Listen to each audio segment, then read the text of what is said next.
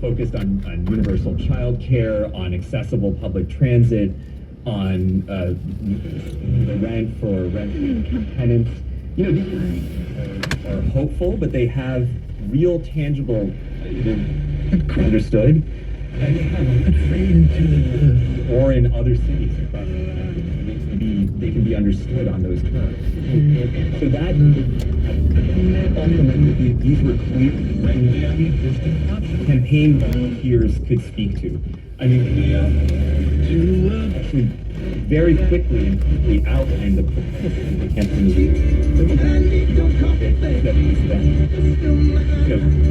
This, of course, group of people, 50, 200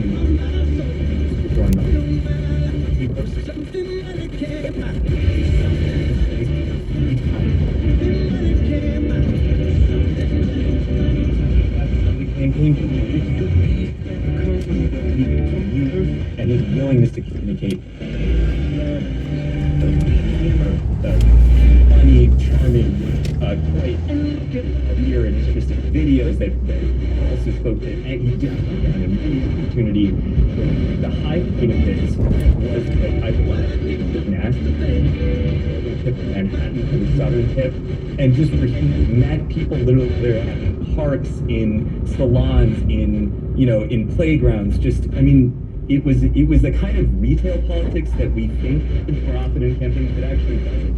And certainly his principal opponent didn't really do it at all. Right. And so he was willing to communicate to really everyone. And I want to read this comment from David. He says, there's a thin divide between the Democratic Party salary and younger, multiracial, working class voters, many of whom are disillusioned with mainstream centrism.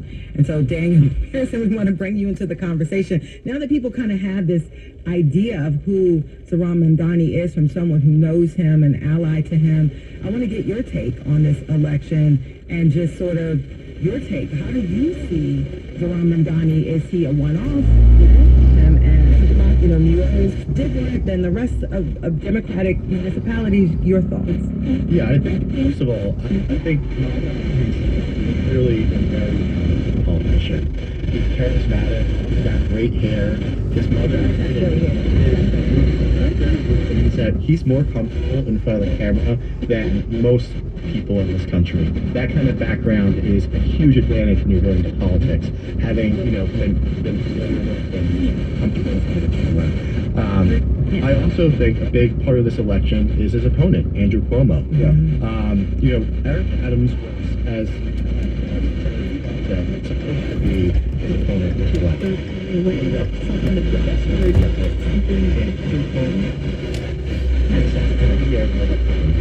And a lot of people in New York have very legitimate preferences for Andrew Cuomo. At one point, he said he didn't want conservative.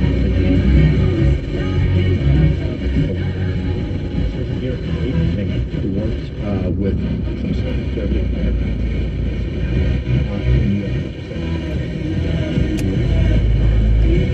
a lot of people who are more towards the political center didn't want to do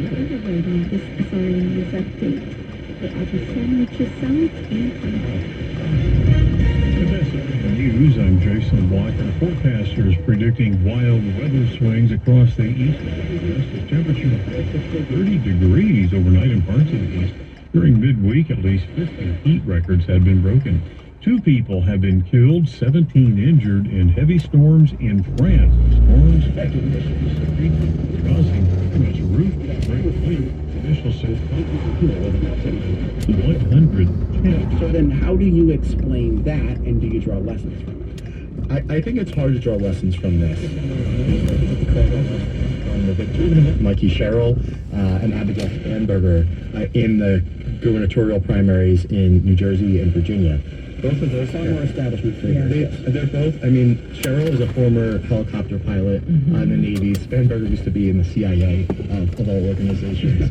I think their general vibe couldn't be as far away from Zohran's vibe as it gets. They're suburban moms, who have a minivan and will defend the country. That's what their persona is about. So I think the Democratic Party really, it has to include both the Spanbergers and the Cheryls and the non-Downies.